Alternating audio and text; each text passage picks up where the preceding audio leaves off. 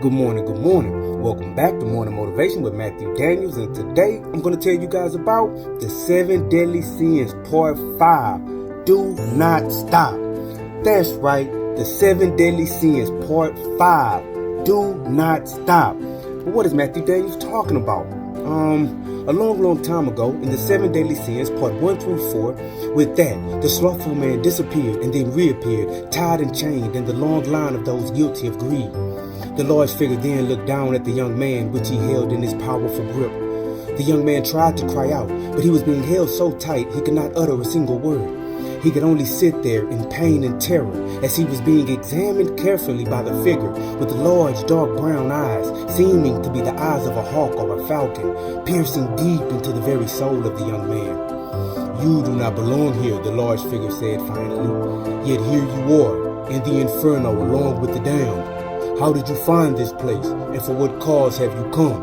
The figure released his grip just enough for the young man to breathe and speak, but he still could not move. "There was an earthquake," the young man began, "an earthquake that opened a passageway in the caves. I entered into the passageway out of curiosity, and when I realized I was in the inferno, I continued on out of curiosity. I only wanted to see the punishments given out in this place, but I am sure that I have seen enough. If you release me, I will leave and never come back." The large figure thought about all that the young man had revealed, and he then looked up towards the thousands of slothful men and women who stood before him. "For your sin of slothfulness," he said to the slothful, "you will be forced to toil or suffer. Those will be your only options. And whatever you do, once you start running, do not stop. And you," he added, looking down at the young man, "since you are curious about the punishments, I shall help you with your curiosity." Just then, the cave floor began to morph and shift. The rocks and stones began slowly rolling at first, and then they began to increase speed. In the back of the room, along the cave wall, several smaller figures appeared, all of them holding swords dripping with blood. Without warning, the smaller figures began hacking and cutting into those guilty of sloth, and the floor began to rotate in such a way that all of the slothful were being pushed towards the sharp swords. Men and women cried out, and they all began running towards the front of the room. The guilty climbed over each other in panic and fought to escape being cut to pieces, but the floor rotated faster and faster until the slothful all fell and were flung towards their doom. The young man watched as those who were cut in half reappeared at the front of the group, and their legs and torsos were flung towards the back of the room, cut again.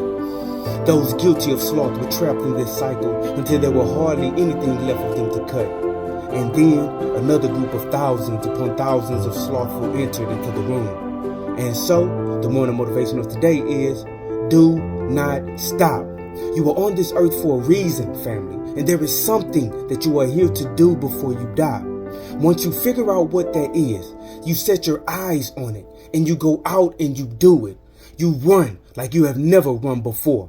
You plan like you have never planned before. You give your dream more energy than you have ever given anything else. For if that is really the reason why you came to earth, then all else will make sense once that is accomplished. And remember, you are awesome, you are amazing, you are wonderful, and you are great. And you are going to change the world. I just hope I'm still alive to see it, family. I'm out. Good morning.